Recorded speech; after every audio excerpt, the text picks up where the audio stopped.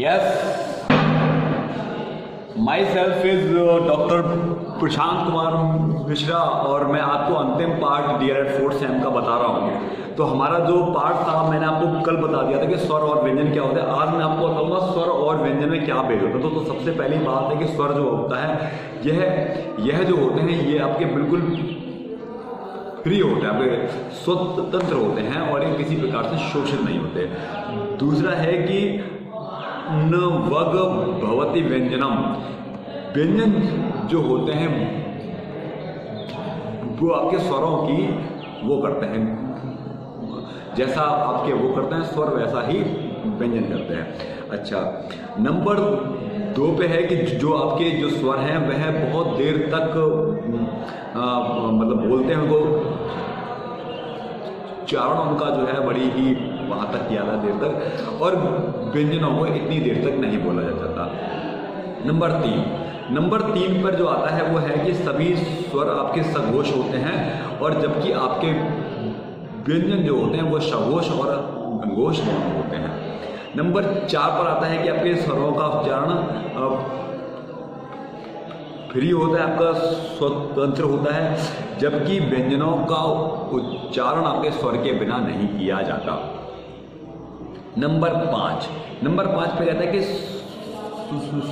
स्वर व्यंजनों से मिलकर वर्ण बना सकते हैं, जबकि व्यंजन वर्ण नहीं बना सकते। पॉइंट नंबर 6 कहता है कि स्वरों के उच्चारण में श्वास जो है वो बिना किसी बाधा के बाहर निकलती है, जबकि व्यंजनों के उच्चारण में सांस कहीं ना कहीं बाधा करती हुई बाहर निकलती है या फिर आपकी संघर्ष करती हुई बाहर निकलती है। नंबर 7 पे आते हैं कि जो भी आपके होते हैं स्वर, वह आपका जो साउंड, आपका जो ध्वनि का पहला वर्ग कहे जाते हैं, जबकि जो व्यंजन जो है वो आपके ध्वनियों का द्वितीय वर्ग कहे जाते हैं। नंबर बाद में आता है 8वें नंबर पे आता है स्वर। जब हम उनको सुनते हैं तो ये हमको बहुत ही बढ़िया लगता है, और व्यंजन को भी सुनने व्यंजन भी परिस्फुट नहीं होते हैं। नंबर 9 पर है कि आपके स्वरों की संख्या व्यंजनों से शॉर्ट होती है, हल्की होती है, कम होती है, और यहाँ पर आपको व्यंजन आपके स्वरों से ज़्यादा होते हैं। आपके नंबर 10 पर आते हैं सभी स्वर विवृत होते हैं और व्यंजन जो है वो विवृत समविवृत होते हैं। नंबर 11 पे है सभी स्वर अल्प प्राण हैं, जबकि व्यंजन अल्प प्राण और महाप्राण दोनों होते हैं। 12 जो आपके स्वरों की संख्या है आ इ उ रे ए ओ औ अंग आहा, और व्यंजन आपके हैं का खा गा खा से लेके 6 तक। नंबर 13 पे है ये सभी स्वयं में अपने आप में संपूर्ण है, जबकि व्यंजन आपके संपूर्ण नहीं है, ये स्वरों की सहायता से बनते हैं। नंबर 2 हेडिंग पे आती है कि स्वर और व्यंजनों का वर्गीकरण का आधार क्या है। तो सामान्यतः हम ये ध्वनियों के उच्चारण में 3 बातें देखते हैं। प्रथम तो वे कहाँ से बोली जा रही हैं, दूसरा क्या हम उनको दे रहे हैं, और तीसरा वह कौन सी वजह या किस इंद्रियों का सहारा हमको उनके प्रयोग के लिए करना पड़ रहा है। इन्हीं आधारों पर हम ध्वनियों का वर्गीकरण करते हैं। सबसे पहले स्थान है आपका, फिर आपका प्रयत्न है, फिर आपका तीसरे आपका इंद्रियां हैं। इन 3 प्रकारों का विवरण हम यूं करेंगे। सबसे पहले स्थान लेंगे, आकल, ये आपके गले से लेके होठ तक का एक विविध स्थान है जिनकी सहायता से ध्वनियां बोली जाती हैं। ध्वनि के उच्चारण में फेफड़ों से निकलने वाली वायु यही भिन्न भिन्न स्थानों से बाहर आती है, जिनकी सहायता से ध्वनियों का उच्चारण होता है, और ध्वनि के उच्चारण में फेफड़े से निकलने वाली वायु विविध स्थानों को स्पर्श करती हुई उच्चारित होती है। इसलिए समस्त वर्णों के स्थानों के आधार पर वर्गीकरण किया गया है, और ये आपके जो स्थान हैं ये निम्न प्रकार के हैं। नंबर 1 पे आपका आकल है, फिर कंठ है, फिर तालु है, फिर दांत हैं, फिर गुर्दा है, फिर वत्स हैं, फिर होठ है, फिर आपका जीव है। और प और फा से संबद्ध एक स्थान और पधमानीय है। क और खा से पूर्व विसर्ग होने पर, जीव से बोले वाले पा फा वा से पूर्व विसर्ग होने पर ये सभी एक समान ही आपको दिखाई पड़ते हैं। नंबर 2 पर आता है आपका प्रयत्न। ये भी 2 प्रकार के माने गए हैं। पहला आपका अभ्यंतर है, दूसरा बाह्य। मतलब पहले जो अंत से लेके होठ तक जो बोले जाते हैं वो आपके अभ्यंतर होते हैं, तथा कंठ से नीचे गले तक के जितने प्रयत्न होते हैं वो सब बाह्य प्रयत्न होते हैं। जैसे स्पृष्ट, ईषद, स्पृष्ट, विव्रत, ईषद, विव्रत, 5वां संव्रत। तो बाह्य प्रयत्न 11 प्रकार के होते हैं। विवार, संवार, श्वास, नाद, घोष, घोष, प्राण, महाप्राण, दात, नुदात, और नंबर 11 पे आते हैं आपके स्वरित। नंबर 3 पे आपका आता है कर्ण, यानी कि इंद्रियां। कर्ण साधन को कहते हैं जो मांसपेशियों इंद्रियों को गतिमान बनकर उच्चारण में सहायता प्रदान करती हैं, उन्हें ही कर्ण कहा जाता है। ये इंद्रियां अस्थिर व चंचल होती हैं, जबकि स्थान इनके बिल्कुल एक जगह पर ही टिके रहते हैं। जीभ, आधे होठ, आकल व स्वर तंत्रियां इसके मध्य में कार्य करती हैं। अच्छा, नंबर फिर आपकी अगली जो हेडिंग है वह है ध्वनियों का वर्गीकरण। तो स्वर ध्वनियों का वर्गीकरण हम करते हैं। तो पहले स्थान पर आधारित संस्कृत स्वरों का वर्गीकरण। तो हम क्या है कि स्थान के आधार पर जो हमारे स्वर हैं वह इतनी जगहों पर बांटे गए हैं। तो सबसे पहले आता है आपका कंठ। तो सबसे पहले आपका सर का आता है अह। तो यह कंठ के स्थान से बोला जाता है। फिर आपका तालब में आपका जो आता है वर्ण वो आता है आपका ए। यह तालु के स्थान से बोला जाता है। फिर आता है मूर्धन्य।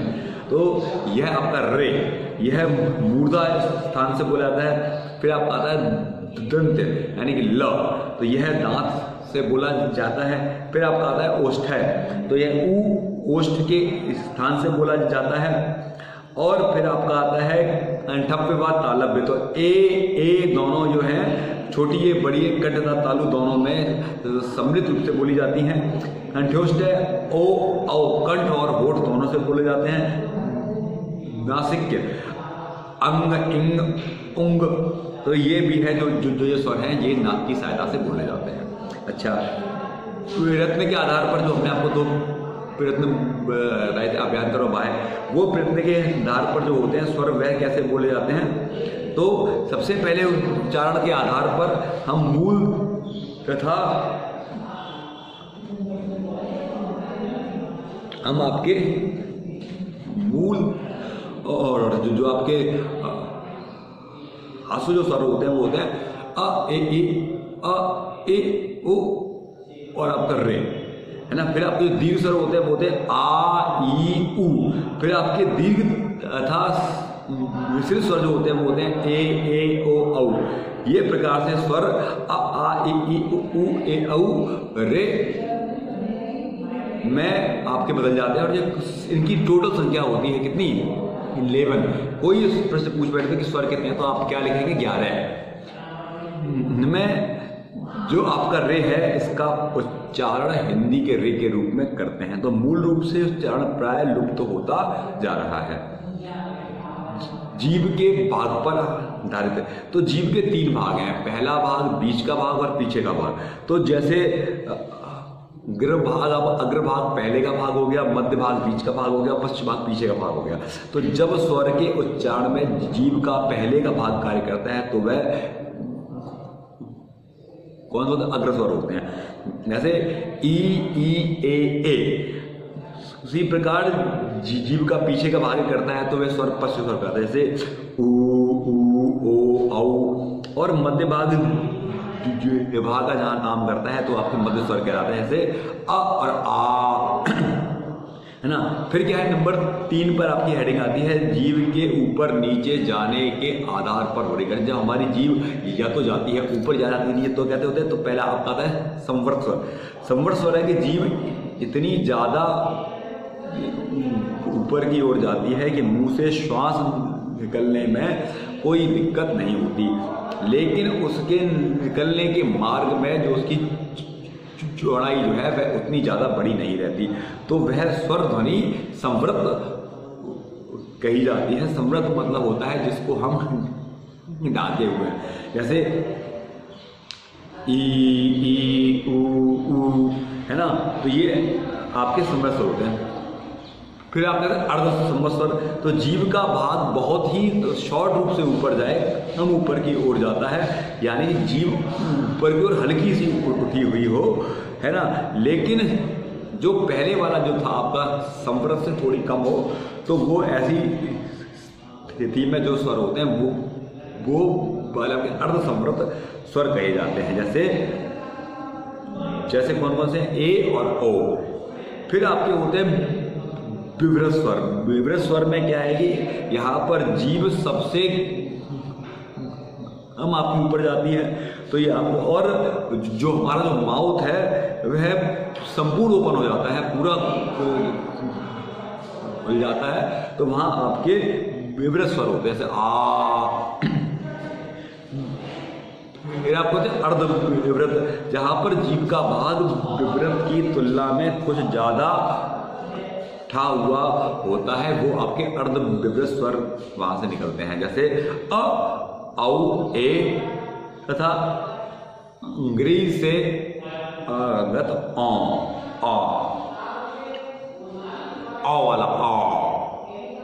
नंबर 4 पर आता है होठ की स्थिति के आधार पर, मतलब होठों को गोल करने या ना करने के आधार पर जो स्वर बोले जाते हैं वो निम्न प्रकार को बांटेंगे हम। पहला है वृत्तमुखी, यहां पर दोनों होठ गोल हो जाते हैं, जैसे आपका है ऊ ओ औ।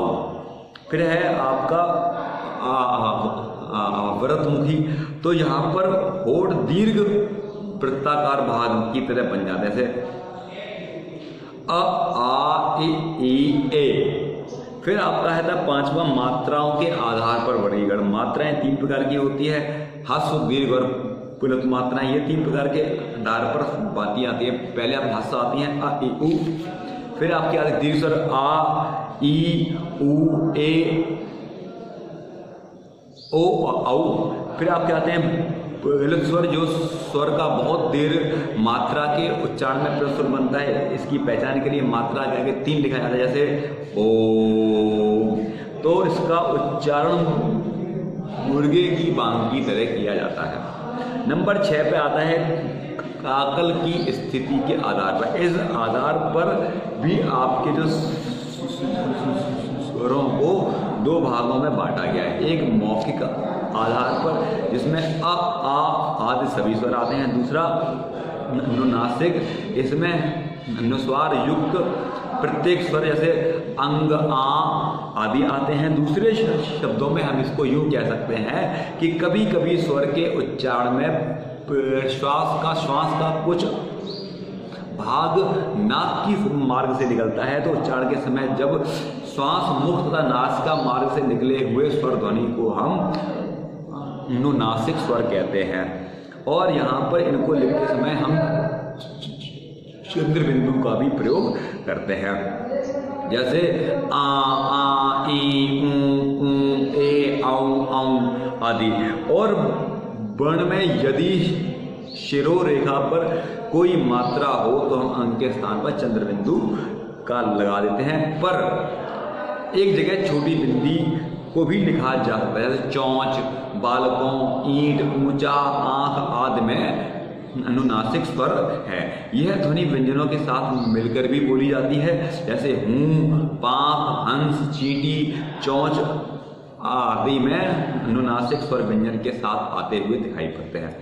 और यदि व्यंजन स्वरों की सहायता से बोले जाते हैं तो व्यंजन प्लस स्वर मिले हुए होंगे तथा इनमें पहले व्यंजन तथा बाद में स्वर आता है।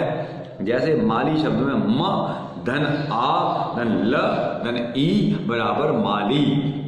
और जैसे पत्ता शब्द में क्या आएगा, प धन अ धन त धन त बराबर आ बराबर पत्ता। और इसी प्रकार के वे रम्य होते हैं। नंबर 7 पर आता है जीव की चल स्थिति के बेस पर हम क्या करते हैं कि जहाँ चल जो होती है हमारी, वहाँ पर क्या होती है कि जीव एक स्थान से दूसरे स्थान पर जाती है। तो इस द्विस्थानीय स्वर बनते हैं। जैसे ए में जीव कंठ स्थान से तालु स्थान की, जब हम ए बोलते हैं तो जीव जो है वह कंठ से तालु की ओर जाती है। दूसरा आपका औ है, यहाँ पे क्या है कि औ में कंठ से ओष्ठ की ओर जाती है। इस प्रकार चल स्वर है ए ओ औ। और यही प्रकार चल अवस्था में जीव एक ही स्थान पर बनी रहती है। ये मूल स्वर जैसे अ ई उ। अतः स्वर संयुक्त और मौखिक 2 प्रकार के हो गए हैं। अच्छा, नंबर आपका है 8 पे मुंह की मांसपेशियों की शिथिलता व कठोरता के आधार पर हम जब स्वरों को बांटते हैं तो वहां भी 2 भेद किए गए हैं। पहला आपका है तिल और दूसरा है कठोर। जो आपके स्वर आपके शिथिल होते हैं वो होते हैं अ ई उ, तथा जो कठोर शब्द होते हैं वो आपको होते हैं आ ई उ। हम इन्हें ह्रस्व व दीर्घ स्वर भी कहते हैं। नंबर 9 पर है स्वर तंत्रियों के आधार पर वर्गीकरण। तो हम इस आधार पर आपके स्वरों को 2 भागों में बांटते हैं, जो है घोष स्वर तथा घोष स्वर। घोष स्वर के समय स्वर तंत्रियां एक दूसरे के निकट होती हैं, जिससे घर्षण घोष होता है। सभी स्वर घोष होते हैं और घोष के समय स्वर तंत्रियां बन रहती हैं, खुली हुई रहती हैं। अतः संघर्ष न होने से घोष नहीं होता, अतः अघोष स्वर होते। नंबर 10 पर आते हैं आपके मर्मर स्वर। मतलब जब स्वर के उच्चारण में आपके ये होती है मर्मरिंग होती है, आपकी रगड़ होती है, तो उसे हम मर्मर स्वर कहते हैं। ये आपके हाफ घोष भी कहे जाते हैं। बीमारी आदि में जब हम ऐसे स्वरों को निकल, जैसे जब हम बीमार हो जाते हैं परेशान है ना, तो ये जो होते हैं ये आपके मर्मर स्वर कहे जाते हैं। तो मैं यहाँ तक ही आज आपको बताऊंगा और फिर इसके बाद मैं आपको व्यंजन ध्वनियों का जो वर्गीकरण है वह मैं बताऊंगा आपको, है ना। तो व्यंजन ध्वनियों का वर्गीकरण मैं आपको बताऊंगा आपको नेक्स्ट वीडियो में, ठीक है। और फिर वीडियो के बाद आपको बहुत ही शीघ्र मैं ये वाला जो पाठ आपका है संपूर्ण कर दूंगा, ठीक है। तब तक आप लोग पढ़ें। 4th सेम के बच्चों को मैं इतना ही आज मैं पढ़ाऊंगा। बहुत बहुत धन्यवाद।